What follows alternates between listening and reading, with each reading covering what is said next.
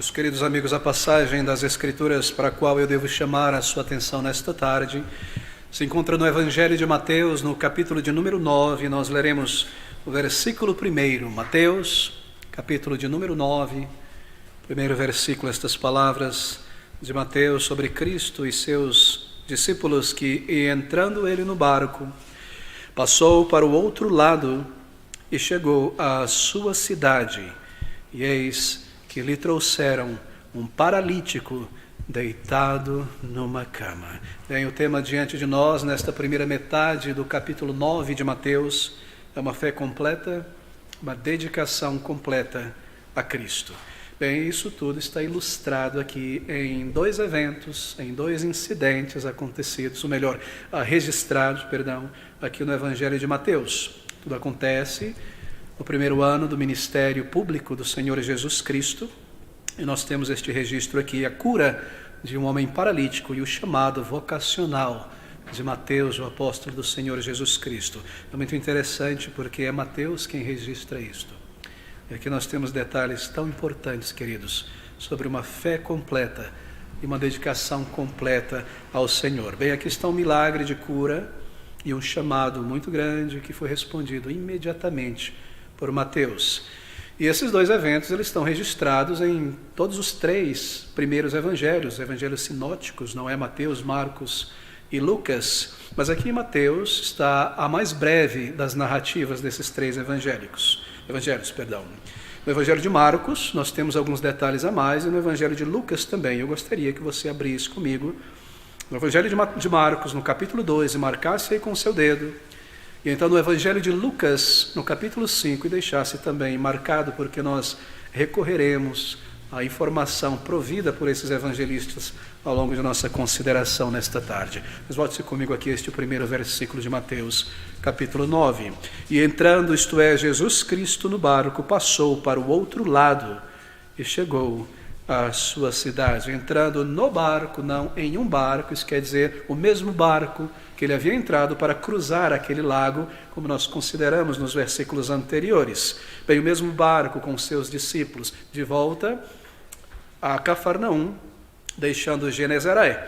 Nós lemos no versículo 34 do capítulo anterior que toda aquela cidade de Gadara ou Gerasa saiu ao encontro de Jesus e, vendo-o, rogaram-lhe que se retirasse dos seus termos. Bem, o capítulo anterior é concluído com a rejeição de Jesus pelo povo de Gerasa ou de Gadara. E nós lemos que o Senhor tomou o pedido daqueles homens e mulheres, crianças e idosos ao pé da letra, e entrando no barco, passou para o outro lado. Para o outro lado, aqueles homens, aquela cidade o rejeitou.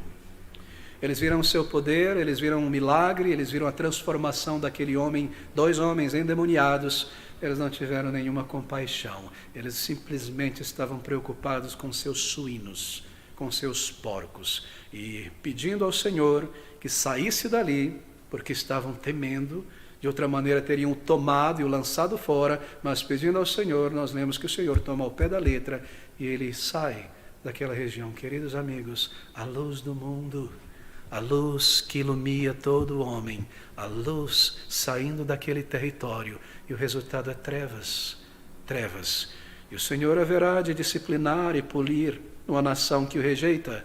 E nós vemos isso acontecendo ao longo da história com os egípcios, com os babilônios, com a Síria, com Gadara e com Israel. Nós lemos também na história secular que quando os romanos chegaram a Israel, junto com o general Vespasiano, no ano de 62 ou 68 do primeiro século, para cercar Jerusalém, para tomá-la depois com Tito, não é? O general Tito, que foi enviado, eles chegaram primeiro em Gadara, e cercaram Gadara e Gerasa, e destruíram aquelas cidades para reimplantar uma nova colônia naquele lugar. O mesmo acontece com Jerusalém no ano 70.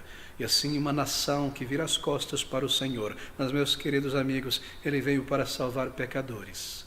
E aqui nós vemos a misericórdia do Senhor Jesus Cristo, que podendo dar àqueles homens e mulheres o mesmo fim que foi dado àqueles porcos, ele simplesmente se vira e segue para o outro lado do lago e com profundo amor e misericórdia envia um missionário àquela terra. Aquele homem curado, aquele endemoniado, ex-endemoniado, transformado, ele é enviado para pregar o evangelho da graça redentora. Aquelas 10 cidades, Decápolis, das quais Gerasa e Gadara eram 2. Mas aqui está o Senhor Jesus Cristo entrando no barco e voltando para o outro lado, o lado ocidental do lago. E nós lemos que entrando no barco passou para o outro lado e chegou à sua cidade. Bem, não a cidade de Belém, onde ele nasceu, nem a cidade de Nazaré, onde ele fora criado, onde ele cresceu, mas a cidade de Cafarnaum. Veja o capítulo 4, versículo de número 13. O Senhor estava alojado em Cafarnaum,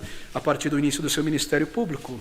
Capítulo 4, versículo 13. E deixando Nazaré, isto é, aos 30 anos de idade, depois do seu batismo, iniciando o seu ministério público, foi habitar em Cafarnaum, cidade marítima nos confins de Zebulon e de Naftali. O Senhor se dirige à região do lago da Galileia, ou Genezaré, para essa cidade de Cafarnaum. Cafarnaum, você deve saber, é localizada na região norte do lago. O rio Jordão deságua naquele lago, segue para o sul em direção ao Mar Morto. A região ocidental, do lado ocidental do lago, nós temos aí Cafarnaum, nós temos aí Cesareia, na região oriental, Betsaida e a Decápolis, acima, na região onde é hoje Jordânia.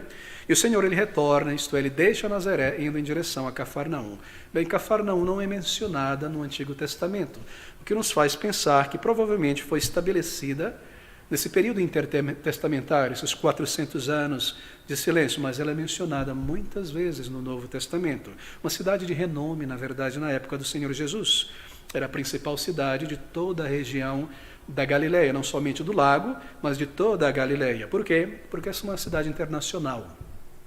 E no período do Senhor Jesus Cristo havia um imenso comércio ali. E havia também uma estrada que conectava a Macedônia com Israel, levando ao sul para o Egito, e de Israel ao norte em direção ao oriente. Esta cidade famosa, ou melhor, estrada famosa, chamada de Via Maris. Há muitas cópias aí, não é de Via Maris, mas esta é a antiga Via Maris, onde o comércio transitava da Europa para a Ásia. E Cafarnaum estava localizada em um entroncamento próximo a esta Via Maris. E assim haviam pessoas de todas as partes, de todas as línguas, alojadas em Cafarnaum, uma cidade de comércio. Era uma cidade também marítima, não porque estava próximo do Mar Vermelho, mas junto ao lago da Galileia, onde um imenso comércio de peixe e firmas de pescaria, Pedro, Tiago e João tinham uma, não é? Era localizada, havia um entreposto também de cobrança de impostos, Mateus estava ali, e os romanos tinham um agrupamento de soldados estabelecidos em Cafarnaum, uma cidade internacional, simbolizando, não é, a vinda de Cristo para todas as nações, para todos os povos, e dali ele partia em direção às demais vilas e cidades da Galileia para pregar o evangelho da graça redentora, o seu evangelho, ele próprio, bem em Cafarnaum. E é por isso que esta cidade é chamada aqui no capítulo 9, versículo 1 de Mateus, como a sua cidade. E entrando no barco, passou para o outro lado e chegou à sua cidade. Bem, ele não possuía cidade, ele não possuía casa, mas esta era a sua cidade provisória para aquele período do seu ministério. E Marcos, na verdade, o evangelista, lá no capítulo 2, ele nos dá a entender que o Senhor Jesus Cristo, retornando a Cafarnaum, ele entra em uma casa. Veja comigo Marcos capítulo 2, versículo 1. E alguns dias depois, entrou outra vez em Cafarnaum e soube-se que estava em casa. É o mesmo evento, na verdade. Bem, não a sua própria casa, porque ele não possuía casa. Ele já havia dito àqueles estudantes, a discípulo, no capítulo 8, versículo de número 2, que ele não tinha onde recostar a cabeça. E disse-lhe: as raposas têm covis, as aves do céu têm ninhos, mas o filho do homem não tem onde reclinar a cabeça. Ele não tinha uma casa, ele não possuía propriedade sua. E quando nos é dito que ele entra em uma casa, aqui pelo evangelista Marcos, essa não era a sua casa. Provavelmente a casa pertencia a Pedro. Ou Pedro a possuía, tendo comprado esta casa, ou muito provavelmente ele alugou esta casa. Veja o capítulo 8, versículo 14. E Jesus entrando em casa de Pedro, não é? Muitas vezes ele ia ao mar, ao lago, ia para suas jornadas pregando o evangelho, voltava a Cafarnaum e entrava nesta casa. E assim, a grande probabilidade é que esta sua casa, ou melhor, o lugar onde ele estava alojado temporariamente, era a casa de Pedro. Bem, de acordo com a cronologia deste evento, é muito provável que o inverno havia chegado em Israel. E isso explica, possivelmente, porque o Senhor estava novamente em Cafarnaum por algum tempo e porque este evento que será narrado aqui acontece dentro de uma casa. E entrando no barco, passou para o outro lado e chegou à sua cidade. Marcos nos diz que ele entra em uma casa, muito provavelmente esta casa de Pedro. Então nos é dito, e eis que lhe trouxeram um paralítico deitado numa cama. Veja esta pequena partícula, e eis, não despreze as pequenas partículas, estas pequenas palavras na palavra de Deus. Isso é uma introdução a algo, não é? É uma nova cena, Mateus está narrando. E eis, vede, atente para isso, porque algo tremendo irá acontecer, algo digno de nota, algo digno de atenção irá acontecer neste exato momento. E o que irá acontecer aqui está registrado, como mencionei, nos 3 evangelhos. E este eis introduz algo espetacular que logo irá acontecer.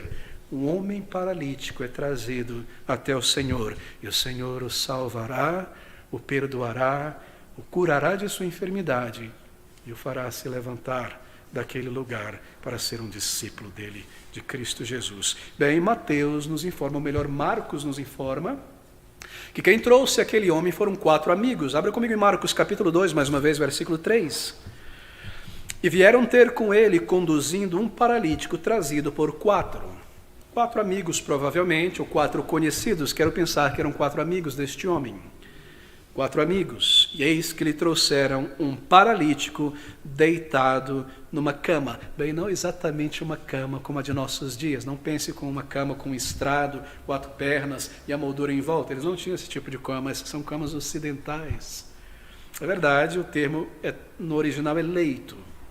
E este leito, muito provavelmente, era um tipo de maca, um tipo de esteira, algum colchão fino, dobrado, mas muito mais provavelmente algum tecido grosso, como o tecido de uma rede.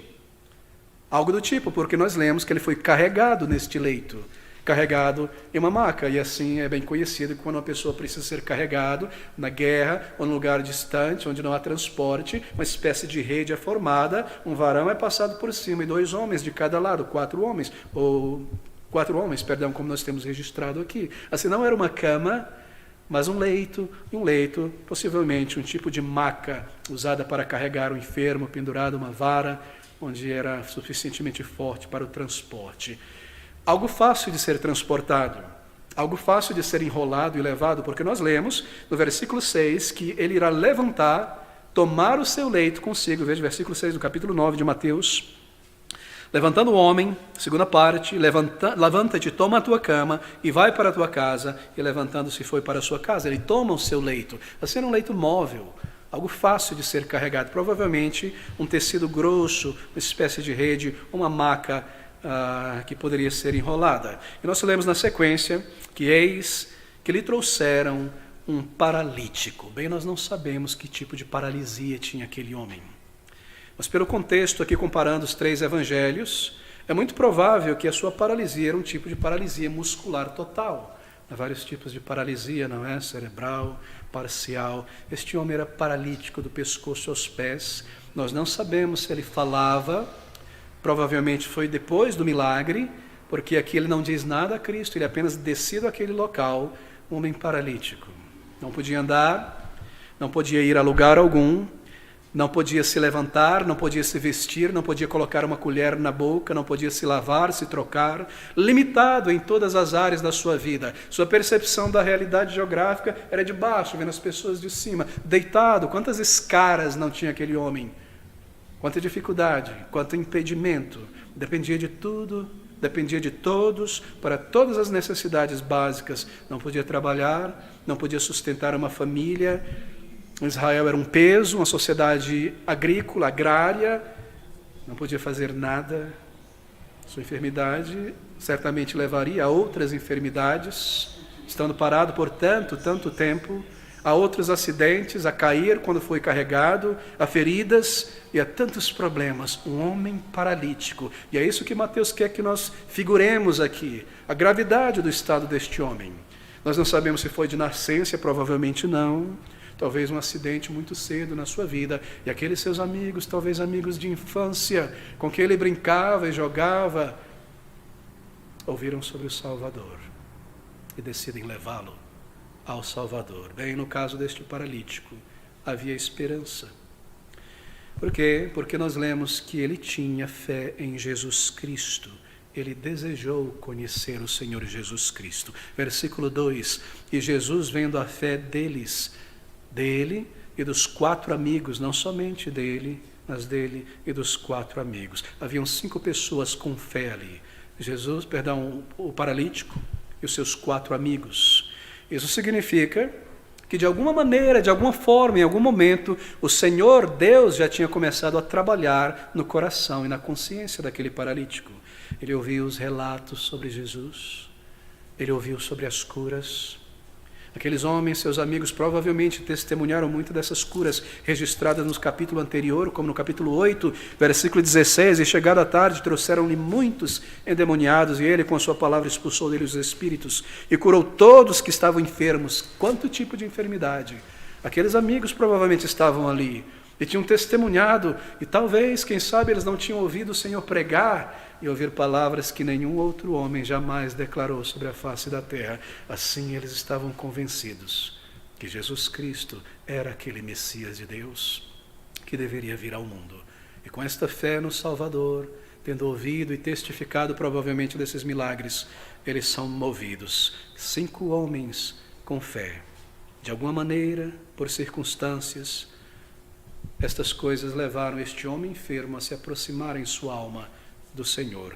Ele nunca pensou, penso eu, que ele sairia dessa condição, até ouvir sobre Jesus de Nazaré, que estava em Cafarnaum, até ouvir sobre os relatos da mensagem de Cristo. Então ele chegou à conclusão, penso eu, quero crer, este é o Messias, este é aquele a respeito de quem os profetas disseram que viria, o Salvador do mundo.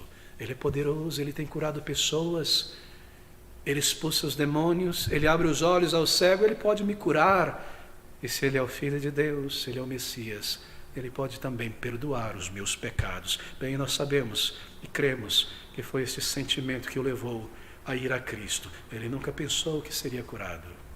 E quando aqueles 4 amigos ouvem a respeito de Jesus Cristo em Cafarnaum, eles foram até o seu amigo dizendo, o Messias está em Cafarnaum.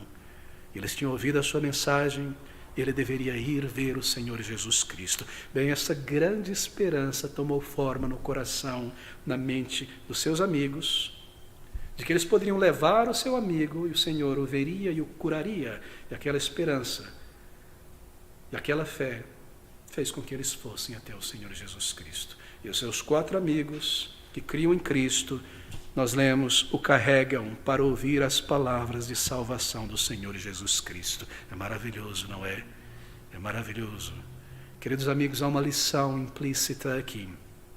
Uma lição a respeito da oração. Sim, esse texto não é sobre oração, mas está implícito aqui. A oração intercessória, espero que você aprecie isso. 4 amigos intercedem diante do Senhor Jesus Cristo por uma outra pessoa.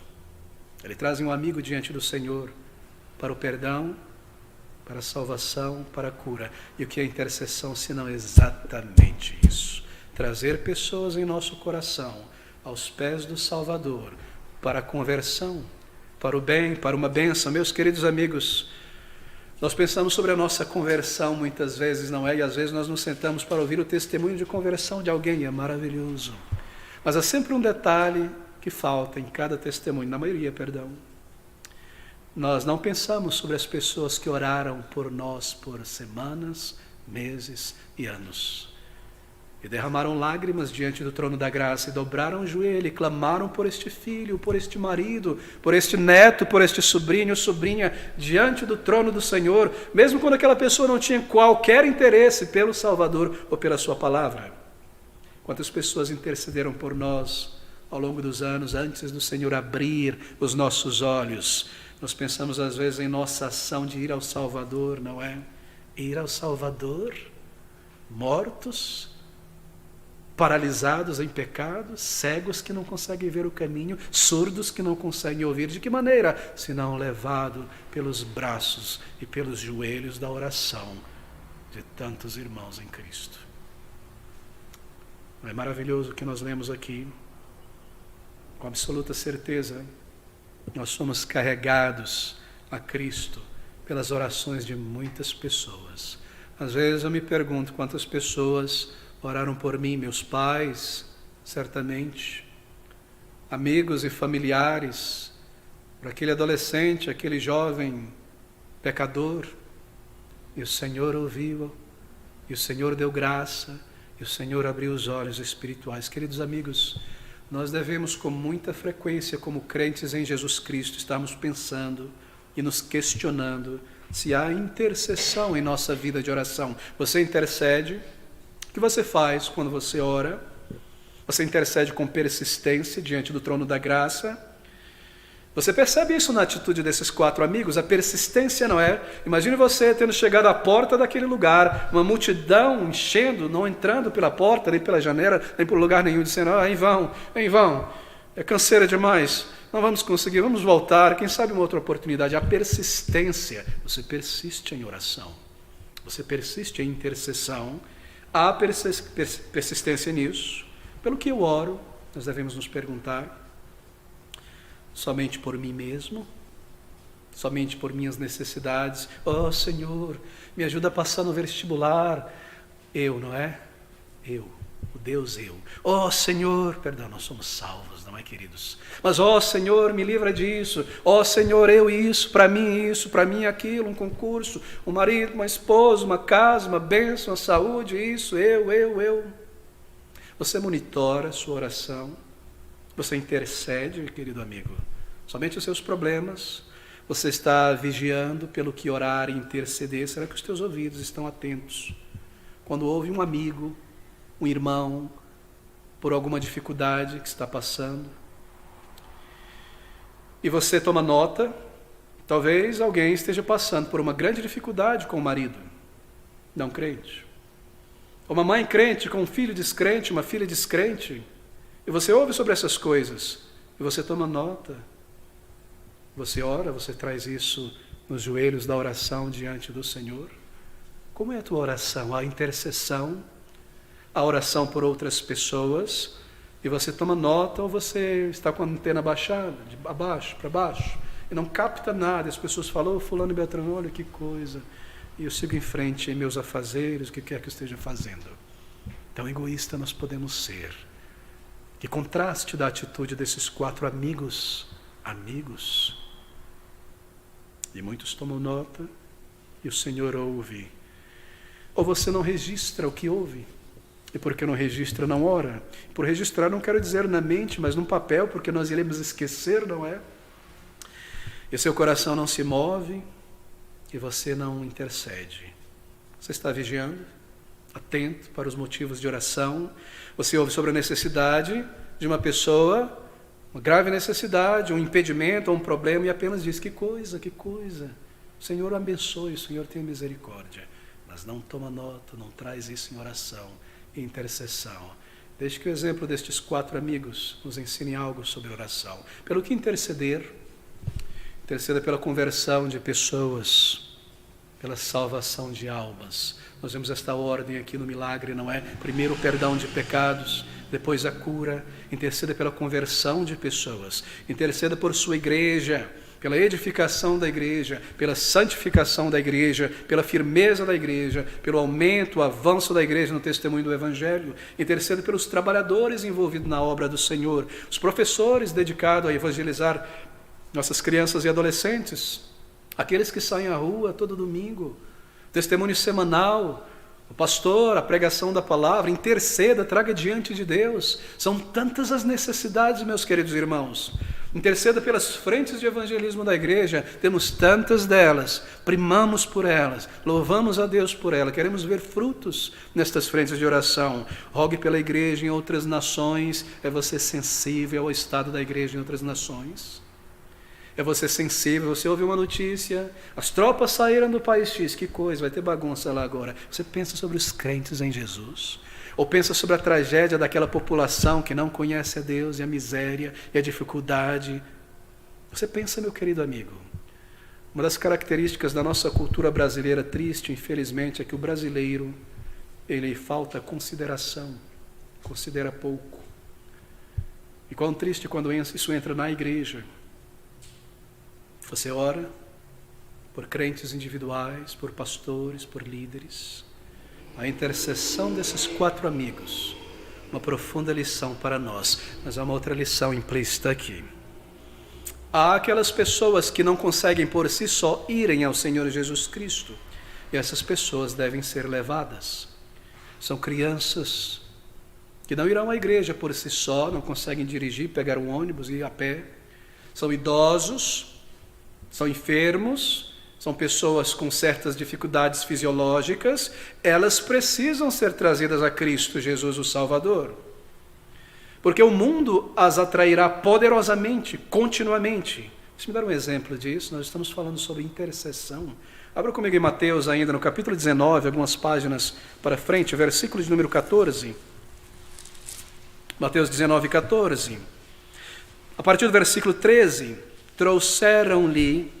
Marca esta palavra, ela está também no capítulo 9 de Mateus, versículo 1. E lhe trouxeram um paralítico, mas aqui mais adiante, trouxeram-lhe então alguns meninos, para que sobre eles pusesse as mãos e orasse. Meninos aqui pode ser trazido como crianças. Está sendo utilizado aqui o genérico masculino, para meninos e meninas. Algumas crianças, para que sobre elas pusesse as mãos e orasse. Mas os discípulos os repreendiam, não é chocante? Jesus, porém, este é o nosso ponto, disse: deixai os meninos aos discípulos, e não os estorveis de vir a mim, porque dos tais é o reino dos céus. E tendo-lhes imposto as mãos, partiu dali. Deixai, tire o empecilho do caminho, remova as telhas, traga em maca, não permita que o empecilho esteja entre Cristo e uma criança. Será que o empecilho entre uma criança e um idoso e Cristo é a sua impaciência? É a sua falta de boa vontade? É o seu egoísmo? Não impeçais os pequeninos de virem a mim, porque dos tais é o reino dos céus. E se nós o fizermos, queridos amigos, e os levar a ouvir o Evangelho na EBD evangelística e a abrir a palavra com eles regularmente, continuamente, o Senhor abençoará, porque nós lemos que Ele viu a fé daquelas pessoas que trouxeram os pequeninos, Ele os toma em seus braços e o abençoa. Ele viu a fé daqueles 4 homens e do paralítico, e Ele abençoa aquele homem. Será que não há uma lição clara, direta e profunda para nós? Quão egoísta nós nos tornamos ao longo da jornada cristã, quão distante do Espírito de Cristo. Meus queridos amigos, que isso fale ao nosso coração e nos desperte agora e imediatamente a mudarmos para agradar o nosso Salvador. Bem, nós pensamos sobre esta geração em crescimento em nosso país, crianças, pré-adolescentes, que precisam ser trazidas para ouvir o Evangelho, porque por si mesmas não irão. Há uma força, uma atração poderosíssima sobre elas, no entretenimento e nas coisas deste mundo. Crianças não podem por si mesmas ir a Cristo, eu digo ir a um lugar de ouvir o Evangelho, a não ser que o Evangelho seja trazido a elas. Mas o Senhor observa a fé daqueles que fazem isso. Esta fé que é misturada com ação, porque a fé sempre está conectada com algo, senão ela não existe. Ela não será em vão. Ela não será em vão. Volte ao versículo de número 2. E Jesus, vendo a fé deles, disse ao paralítico: filho, tem bom ânimo, perdoados te são os teus pecados. Bem, o Senhor Jesus Cristo, ali naquela casa, ele sabia que o paralítico estava vindo em direção a ele. É claro que ele sabia. Ele sabia tudo sobre aquele homem. Ele é Deus. Leia novamente. Jesus, vendo a fé deles, ele não somente viu a ação daqueles homens que demonstravam a fé, mas ele viu a realidade da fé no coração. Ele viu a fé deles, a fé viva e real dentro deles. Querido amigo, Deus vê tudo sobre nós, absolutamente tudo. Tudo que há dentro de nós, Ele conhece. Ele vê, como nós vemos, um objeto em cima da mesa.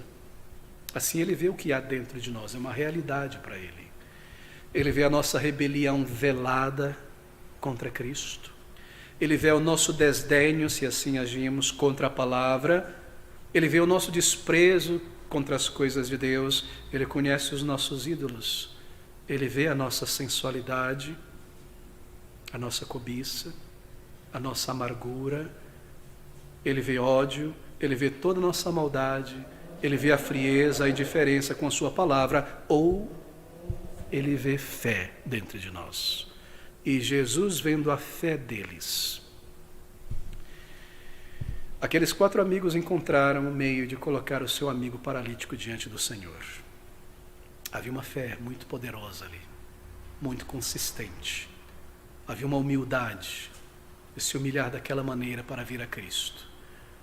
Havia um amor muito grande por Cristo e pelo amigo. Ninguém tem maior amigo, maior amor do que esse, não é? De levar alguém a Cristo que morreu no lugar de pecadores. Havia grande fé no coração daqueles homens. E tendo chegado naquele lugar, eles procuraram trazer aquele homem aos pés do Salvador. Tentaram introduzi-lo pela porta, não conseguia. Havia uma multidão, nos diz os evangelistas aqui naquela casa. Tentaram ir por uma janela, não conseguiram. Tentaram ir por outro lugar, apelando para a compaixão das pessoas. Ninguém queria sair dali. Como no metrô, não é? Você tenta sair pela porta, é impossível. Parece uma lata de sardinha. Assim era o lugar. Lotado, as pessoas estavam extasiadas querendo ver a Cristo. Pescoços de borracha em todo lugar, contornando os cantos, não havia como entrar ali. Mas eles não voltaram atrás. Eles decidiram que o melhor caminho seria o telhado. Abra comigo em Lucas 5, versículo de número 18. Há detalhes aqui, observe. E aconteceu, versículo 17, que num daqueles dias estava ensinando, estavam ali assentados os fariseus, doutores da lei. Versículo 18. E eis que uns homens transportaram numa cama um homem que estava paralítico e procuravam fazê-lo entrar. E não podendo entrar, e não achando por onde o pudessem levar, por causa da multidão, subiram ao telhado e por entre as telhas o baixaram com a cama até o meio diante de Jesus. Eles procuraram introduzir aquele homem ao Senhor. Pense sobre essa casa. As casas na Palestina eram muito diferentes das nossas casas. Por isso eu creio que essa não era uma casa típica palestina. Era feita de um quadrado. O teto era feito de sarrafos de madeira, com muita palha e barro, que era pisado até formar algo grosso. Era muito difícil, seria muito difícil para aqueles homens abrir um espaço ali. Isso traria toda a atenção, encheria o lugar de pó. Eu penso que essa é uma casa que tinha características romanas, porque Lucas, que é um historiador, um grego, ele menciona telha. E a palavra grega traduzida como telhas aqui traz a ideia de argila ou de barro. Assim, muito provavelmente era uma casa romanizada pela influência greco-romana ali na cidade internacional de Cafarnaum. E havia também naquelas casas judaicas, sobretudo, mas muito provavelmente nessas casas híbridas, uma escada exterior de pedra e de madeira levando para o teto, onde ao final do dia as pessoas da casa iam ali para passar um tempo conversando ou à noite para orar. E estes homens decidem subir por esta escada em direção ao teto, para de alguma maneira entrar ali. Bem, queridos amigos, aqui está esta casa, possivelmente uma casa romana. Então eles começam a tirar as telhas. Decididos, 4 homens rapidamente podiam fazer isso, sem criar muita confusão, muito barulho. E é difícil ilustrar neste momento como era dentro daquele recinto. Provavelmente não era uma casa pequena, uma casa média, porque nós lemos sobre uma multidão aqui em volta da casa, dentro da casa e fora. É bem provável porque Pedro não era uma pessoa de pouca posse. Pedro era um pescador, mas ele era o dono de uma firma de pescaria. Ele tinha barcos, ele tinha pessoas trabalhando, jornaleiros trabalhando para ele. Ele tinha a técnica, ele vendia. Pedro era de Betsaida, que ficava do outro lado do rio. E ele tinha vindo para Cafarnaum, que era uma cidade mais cosmopolitana, mais movimentada, onde provavelmente havia um pequeno porto para vender o seu peixe. E pela distância ele deve ter alugado esta casa, onde estava ele, sua esposa, sogra, e ele recebia os demais apóstolos com Jesus Cristo. Era uma casa mediana, digamos assim, difícil determinar o tamanho, mas independente, ela estava lotada. E o Senhor estava em um determinado lugar pregando, e a multidão estava ali, encostado no outro, em pé, em toda parte, em cima de cadeiras, onde pudessem se colocar, por fora pelas janelas, por todos os cantos.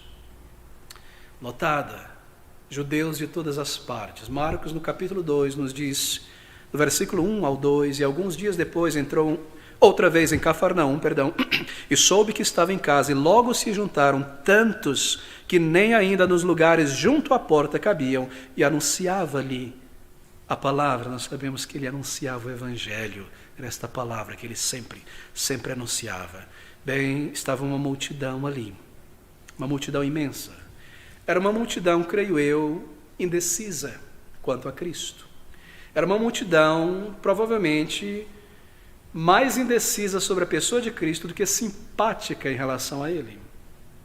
Talvez como aquela multidão de Elias, quando ele reuniu a nação, os sacerdotes de Baal, para o sacrifício. Aquela multidão de Israel estava contaminada pelos ídolos.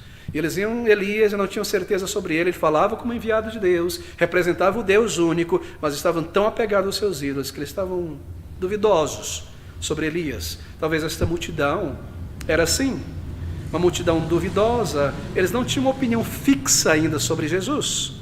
Esse é o início do ministério do Salvador. E nós lembramos também que para influenciar o ânimo, o pensamento, o sentimento desta multidão em relação a Jesus, estavam ali os escribas e fariseus. Veja Lucas capítulo 5, 17. E aconteceu que num daqueles dias estava ensinando e estavam ali assentados fariseus e doutores da lei, que tinham vindo de todas as aldeias da Galileia, da Judeia, de Jerusalém. E o poder do Senhor estava ali para os curar.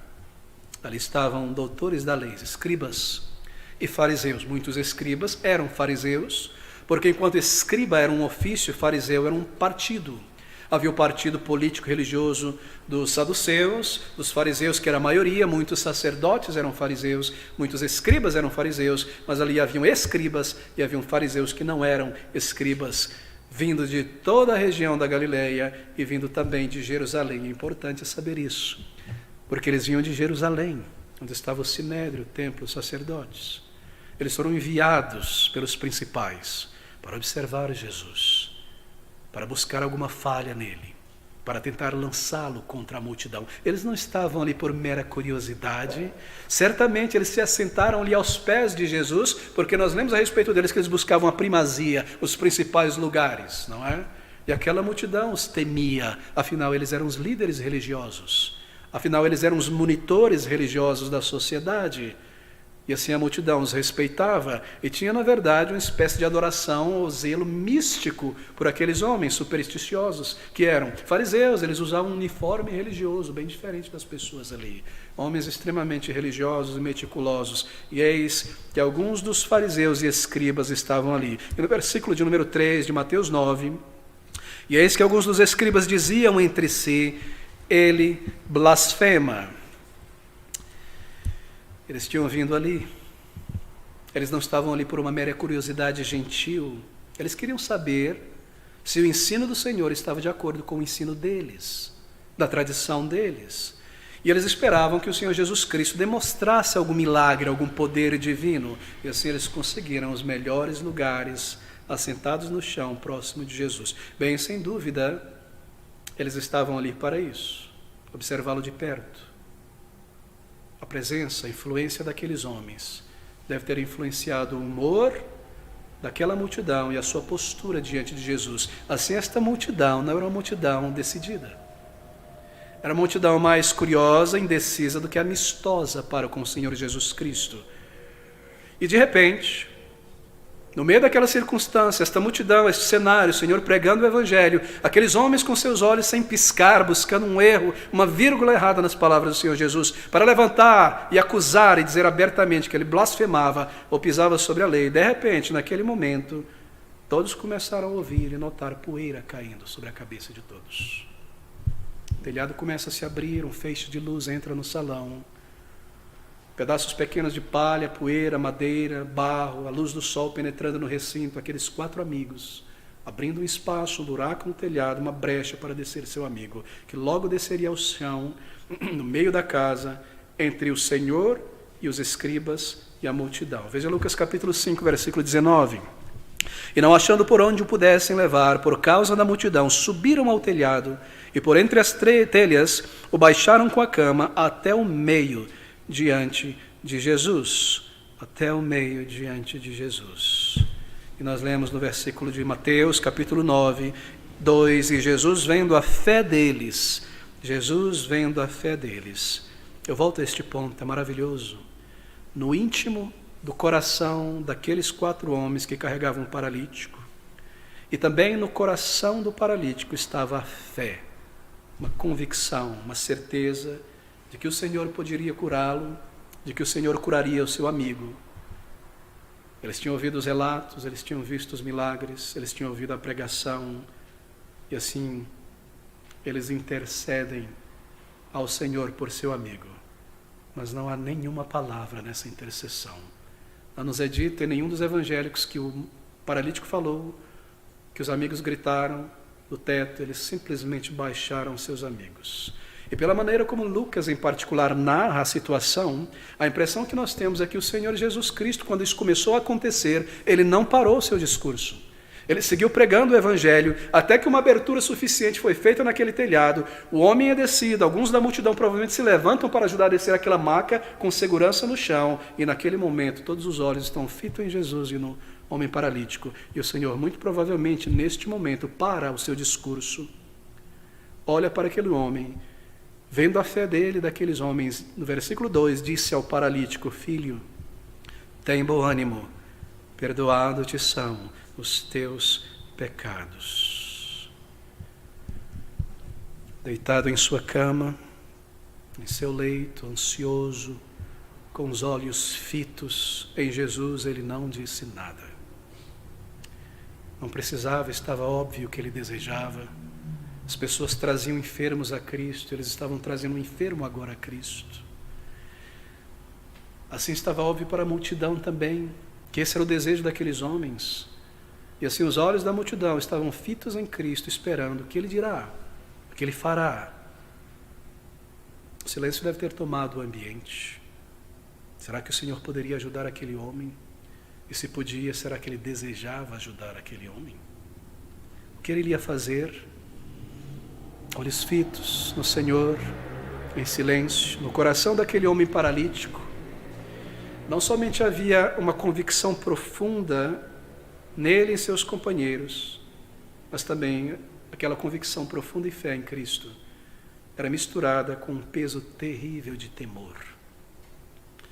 Um temor que era o resultado de uma crença judaica, e todos sabiam, e todos criam erradamente, que se uma pessoa nascesse enferma ou tivesse uma enfermidade crônica, isso era o resultado de seu pecado e a punição de Deus. Era assim que pensavam aquela sociedade mística.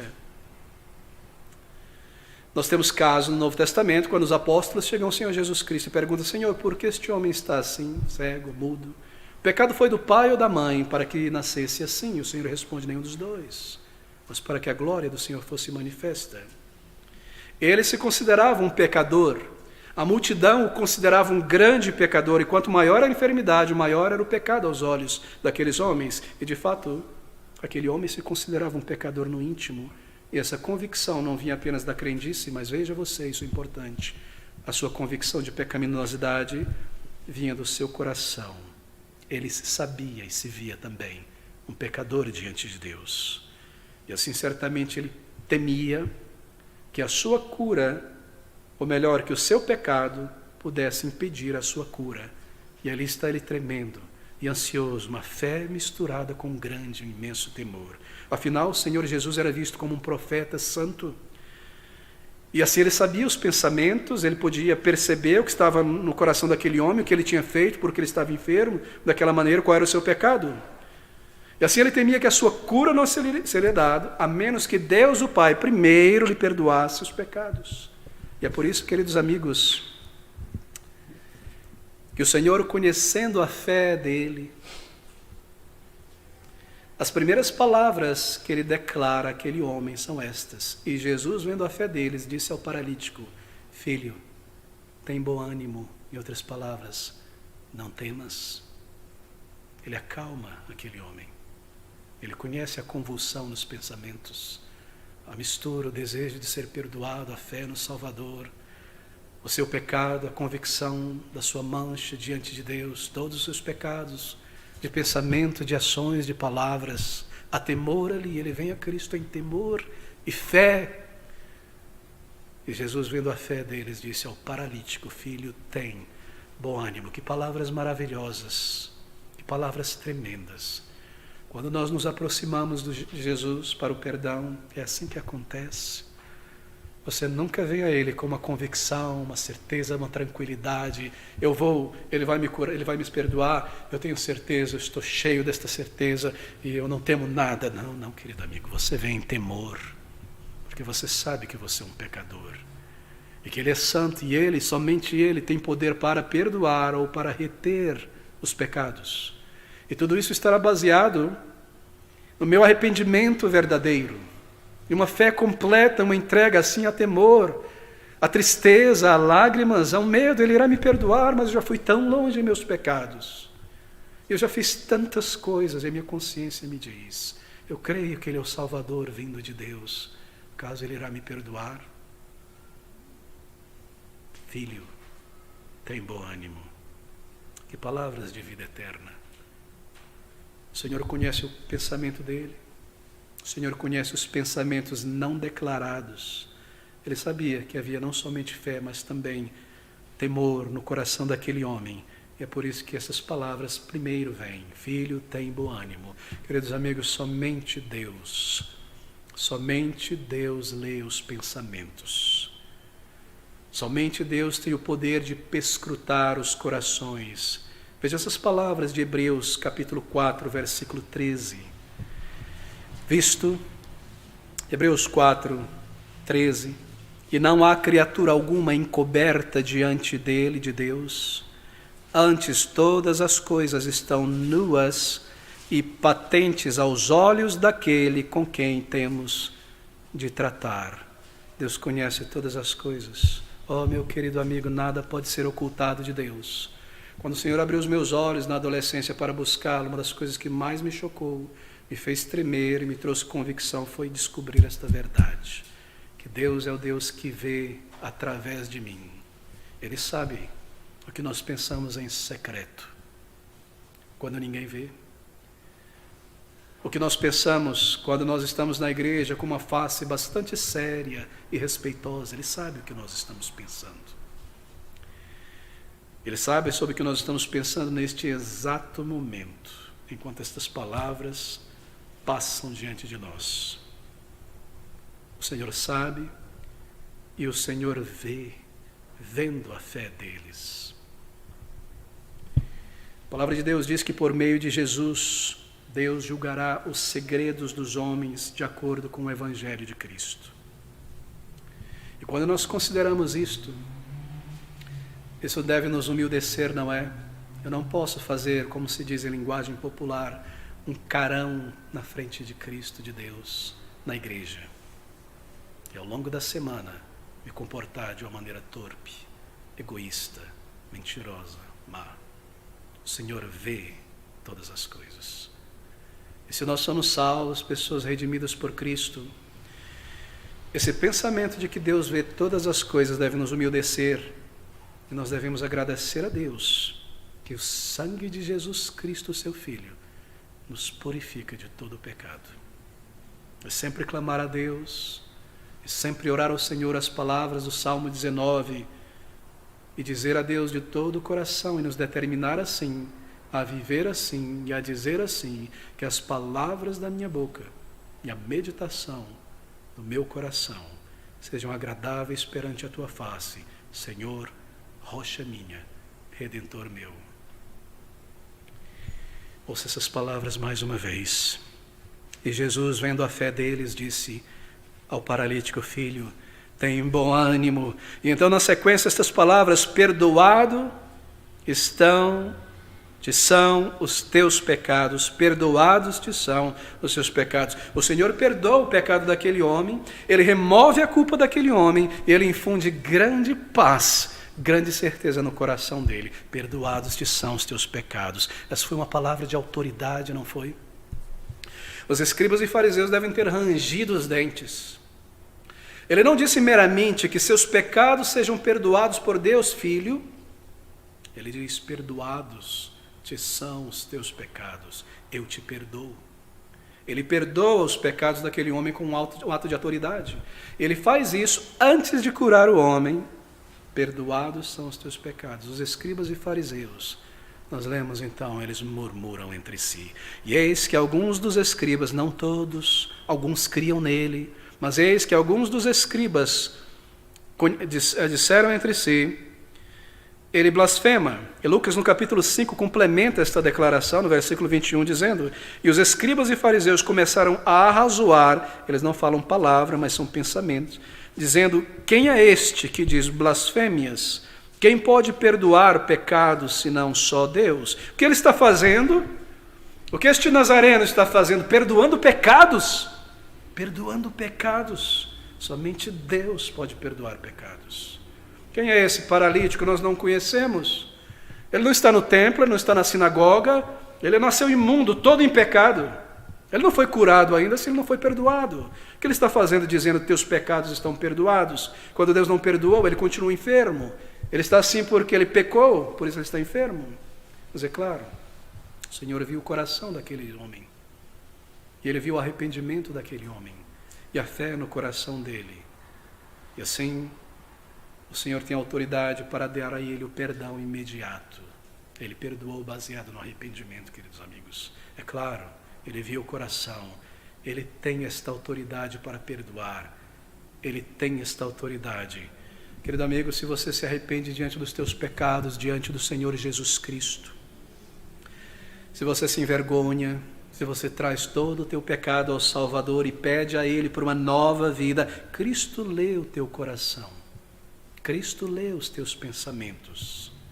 Ele sabe, mas se for apenas um pensamento breve, um remorso passageiro, sem vergonha, sem tristeza, não haverá perdão, você não receberá nada do Salvador. Mas se você é sincero, e você conhece e reconhece a tua pecaminosidade, e você deseja o perdão e reconhece que somente Ele pode te libertar da tua pecaminosidade, e você clama a Ele por perdão, Ele lê, Ele conhece o teu coração. É maravilhoso ler essas palavras. Se você vem a Ele, Ele conhece, Ele aceita o teu arrependimento, e Ele te dá uma resposta de paz. Oh, meu querido amigo, e Ele diz do céu: os teus pecados estão perdoados. E Ele diz isso à tua alma, e uma paz tão grande irá infundir a tua alma, e uma certeza de perdão. E a partir daquele momento, todos os pecados que te levariam ao inferno e à condenação são perdoados, são removidos. Você é limpo, você é transformado, você é perdoado. Essas coisas não te surpreendem. Você sabe qual é o maior esforço da religião? É fazer exatamente isso: perdoar pecados. Monumentos, igrejas, teologias sistemáticas, ritos, liturgias são criadas, produzidas, refinadas, com o intuito de levar uma pessoa a saber e sentir que seu pecado foi perdoado. Tudo em vão. Tudo em vão. Tudo em vão. Cancelados estão os teus pecados. Cancelado, perdoado. Somente o Senhor Jesus pode perdoar pecados. Mas os fariseus disseram: ele blasfema. E Marcos complementa dizendo: eles disseram em seu coração: quem pode perdoar pecados senão somente Deus? Imediatamente eles descobriram uma acusação contra o Salvador. Nós podemos atacá-lo agora. Há silêncio na sala. Como ele responderá a isso? Versículo de número 4. Mas Jesus, conhecendo os seus pensamentos, disse: por que pensais mal em vossos corações? Deixa-me explicar isso aqui. A primeira parte do que eles declararam em seus corações era má, eles atribuíram blasfêmia ao Salvador, e não será a primeira vez que eles irão fazer isso. Mas na segunda parte eles estavam corretos. Quem pode perdoar pecados, senão somente Deus? Eles estavam corretos a respeito disso. Mas, queridos amigos, o Senhor Jesus Cristo vê a fé daquele homem paralítico e ele vê o escárnio dos líderes religiosos. Eles estão amargos, eles estão insultados, eles estão cheios de ira. Eles não criam em Isaías 53. Eles não criam em tantos textos da palavra de Deus que informava que o Messias viria para perdoar pecados, para curar também os homens. Eles não criam nisso. Eram os tipo de ateus religiosos, vestidos de uniforme religioso, com aparência de poder, mas negando esse poder. Eles não criam nessas coisas.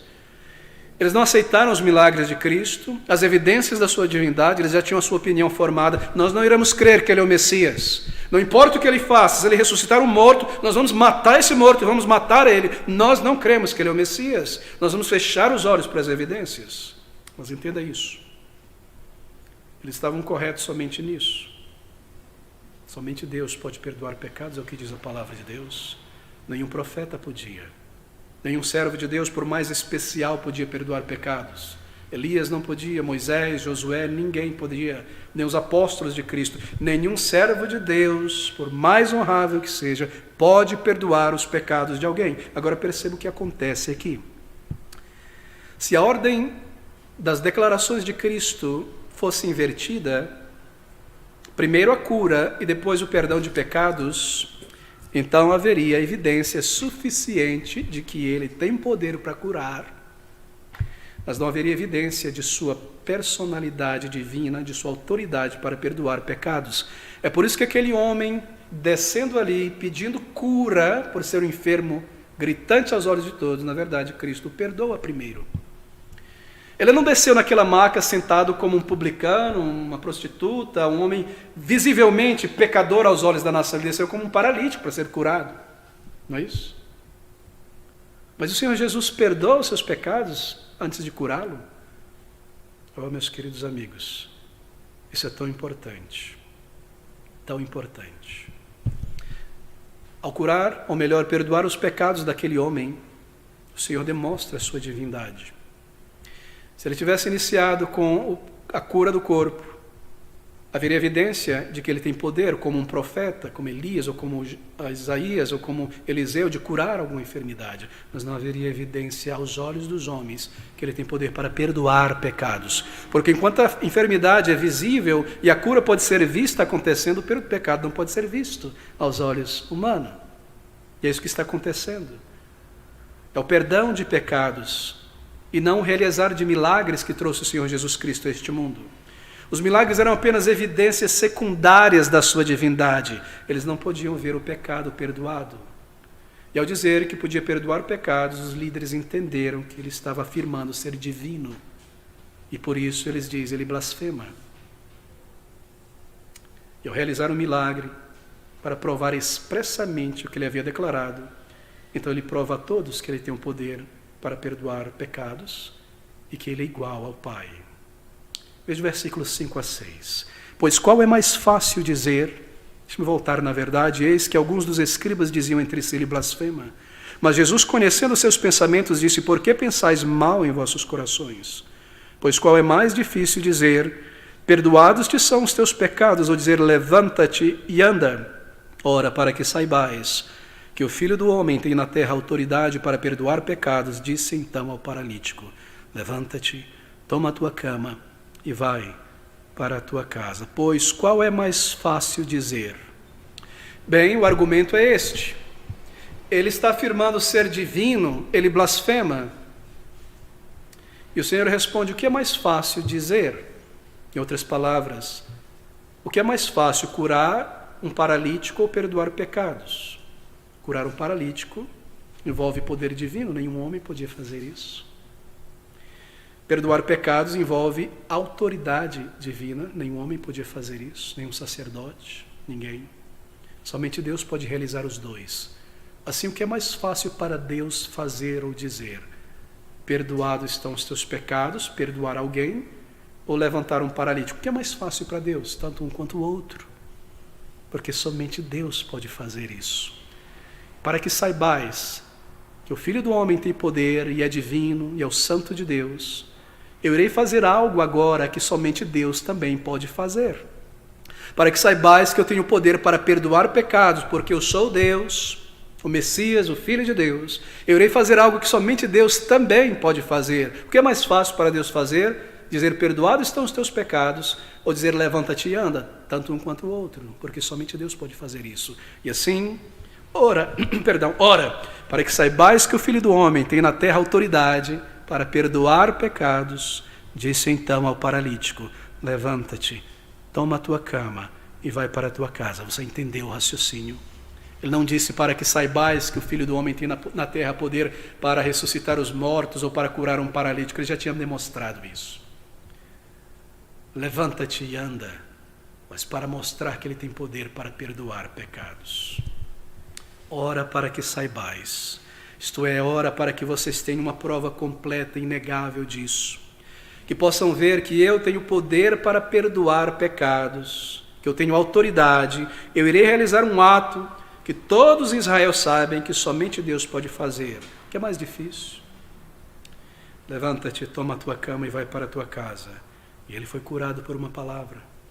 E a sua cura foi instantânea diante dos olhos daquelas pessoas, assim como o seu perdão foi instantâneo. O fato de um homem perfeitamente impotente, paralítico, podia agora andar, carregar a sua esteira, ir para a sua casa, era uma prova de que o poder divino havia sido exercido ali. O poder divino foi exercido. E isso provou para todos os presentes que aquele que tinha realizado esse milagre, Jesus, deve ter também o poder e a autoridade para perdoar pecados. O mesmo Senhor que disse, teus pecados estão perdoados, é quem diz, levanta e anda. Sua cura interna é confirmada pela cura externa. O perdão de seus pecados é confirmado pela sua cura externa. Para que saibais que tem autoridade para perdoar, autoridade, a licença, a prerrogativa. Isso é de extrema importância, queridos amigos, eu preciso correr para o final. A igreja, esta igreja ou qualquer igreja não possui autoridade para perdoar o pecado de alguém. A psicologia não possui autoridade para descartar, perdoar, lançar fora o pecado de alguém. Pecados continuam sendo pecados. O pastor dessa igreja não possui autoridade para perdoar os teus pecados. Os apóstolos de Jesus não possuem autoridade para perdoar os teus pecados. Não possuem autoridade. A mãe terrena, Maria, mãe do Senhor Jesus, não possui autoridade para perdoar pecados. Não possui autoridade para ser uma mediadora entre Deus e os homens, porque não lhe foi dado o ofício de sacerdotisa. Este ofício foi dado a Cristo, sacerdote, profeta e rei. Ela não recebeu este ofício para intermediar os homens. Ela não pode interceder por você diante de Deus. Ela não pode perdoar os teus pecados. Ela não pode te reconciliar com Deus. Tudo o que ela pode fazer por você e o que ela faz na palavra de Deus é dizer, ouça o que ele diz. É o que ela disse nas bodas de Caná da Galileia. Somente o Senhor Jesus recebeu a autoridade de ser um mediador entre Deus e os homens, de ser este sacerdote. Ninguém mais pode interceder diante do trono de Deus por você, senão Jesus Cristo, que intercede pelo seu próprio sangue, porque Ele também é o sacrifício por pecadores. Ele é o sacerdote que ofereceu o sacrifício, ofereceu a si mesmo sobre o altar da sua cruz. Ele é o mediador, Ele é o profeta que anuncia a salvação, Ele é o cordeiro, Ele é todas as coisas. Por que, amigos? Porque somente um nome na humanidade, na história da humanidade, entre os homens, foi dado pelo qual pecadores podem ser salvos. Isso está em Atos capítulo 4, versículo 12. E em nenhum outro há salvação, porque também debaixo do céu nenhum outro nome há dado entre os homens, pelo qual devemos ser salvos. E se há somente um nome, e este é o nome Jesus, que significa salvação, somente este nome deve ser exaltado. Salve Jesus somente, isto é, adore ao Senhor, busque somente ao Senhor. Somente Ele pode interceder, porque somente Ele pode salvar.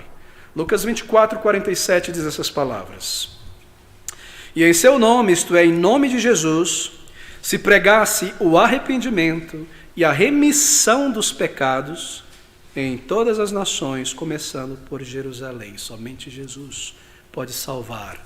Você não precisa interceder aos apóstolos para interceder por você. Você não precisa orar a mãe terrena do Senhor Jesus para que ela interceda a Cristo por você. Você pode ir diretamente a Jesus em arrependimento, com fé, e clamar a Ele por perdão. Ele é o Salvador, Ele é o Senhor. Somente Ele pode perdoar. Você pode ir direto a Ele.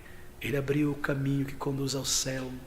Há um hino maravilhoso, antigo, que diz assim, já disse tantas vezes esse hino aqui: foi Jesus quem abriu o caminho para o céu.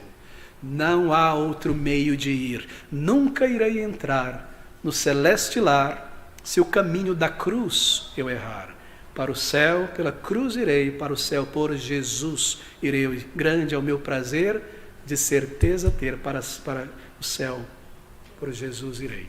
É maravilhoso, somente Ele, querido amigo, para que saibais que tem autoridade, a licença, a prerrogativa.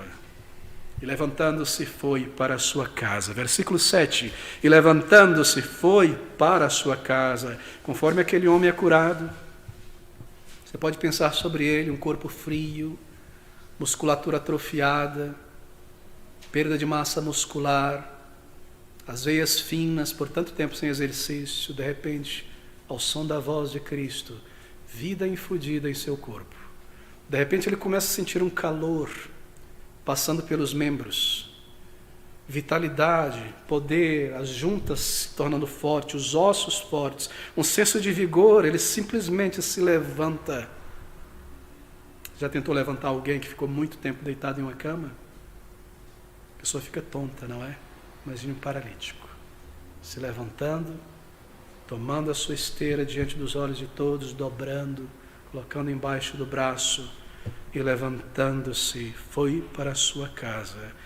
A multidão assombrada, maravilhada, abre passagem para aquele homem seguir. Ele sai do recinto, vai para fora, abraça seus amigos, choram juntos, oram e louvam a Deus juntos. E então ele segue para a sua casa, para não ser mais um peso, mas uma bênção para a sua família. Quão tremendo é o amor do Salvador. Quão grande é o poder do Senhor Jesus Cristo Salvador. A cura física daquele homem, a cura da sua alma. Isso é uma ilustração da conversão. Quando você vem de todo o coração a Cristo, a conversão é imediata. Sim, embora haja uma busca, haja uma compreensão do Evangelho, buscando, clamando a Deus há um tempo, mas este bebê que está se formando, ele deve vir à luz. Isso está retratado aqui. No momento em que ele foi perdoado, ele foi curado, ele foi salvo, ele soube que estava curado, ele soube que estava perdoado. Quando você se aproximar do Senhor de todo o coração, você será perdoado. Ó querido amigo, talvez você tenha vindo a Cristo e batido nesta porta, e ciscado em torno dessa porta, e nunca recebido paz e certeza de salvação. Às vezes o Senhor deixa uma pessoa diante desta porta estreita que conduz à vida eterna. Por quê? Porque talvez você deseje muito a salvação e creia no Senhor, mas você está tentando entrar no céu com um pecado, uma ambição debaixo do casaco. Mas o Senhor vê o coração. Você quer permanecer em um determinado pecado. Ou talvez você quer manter o controle da sua vida. Eu não tenho tempo para lidar com Mateus e o seu chamado que mostra a entrega completa, mas esse é ilustrado aqui. Mas quando você vem por inteiro, trazendo nada em tuas mãos de mérito e trazendo toda a tua vergonha e o teu pecado a Cristo, desejando como a última coisa do mundo, a coisa mais preciosa, mais importante, a tua salvação. Ele vê o coração e ali ele responde: naquele momento você é salvo, e naquele momento vida é infundida em tua alma, e você sabe que você nasceu de novo a partir daquele momento. E levantando-se foi para a sua casa, e a multidão, vendo isto, maravilhou-se e glorificou a Deus, que dera tal poder aos homens. Acaso os escribas e fariseus reconheceram a sua derrota, a sua ignorância, o seu pecado? Acaso eles aceitaram a reivindicação do Senhor Jesus e passaram a crer nele? Mateus não nos diz, nem Marcos. Mas a sequência da narrativa de Mateus, de Marcos, de Lucas, nos informa que eles não aceitaram e que eles se tornaram muito mais hostis. Versículo 11. E os fariseus, vendo isso, disseram aos seus discípulos: por que come o vosso mestre com os publicanos e pecadores? Eles não tinham entendido nada. Versículo 34. Mas os fariseus diziam: ele expulsa os demônios pelo príncipe dos demônios. Quanto à reação dos demais, ali nós lemos: e a multidão, vendo isto, maravilhou-se e glorificou a Deus, que tal poder dera aos homens. Assombrados, chocados, maravilhados, eles glorificaram a Deus. Mas não se anime muito aqui não, porque nós lemos estas palavras: a Deus que dera tal poder aos homens. Eles não entenderam que Cristo era divino. Nem o assombro que tomou a mente e o coração deles trouxe a eles um senso de sua própria indignidade, pecado. E esse assombro, esta indignidade diante de Deus não os causou, não os levou, como levou a Pedro em uma outra circunstância, quando ele viu a divindade de Cristo e disse sem prostrado: Senhor, aparta-te de mim que sou um pecador. Eles não foram afetados desta maneira. Eles não se prostraram em adoração e clamaram por vida e salvação: perdoa-me, salva-me.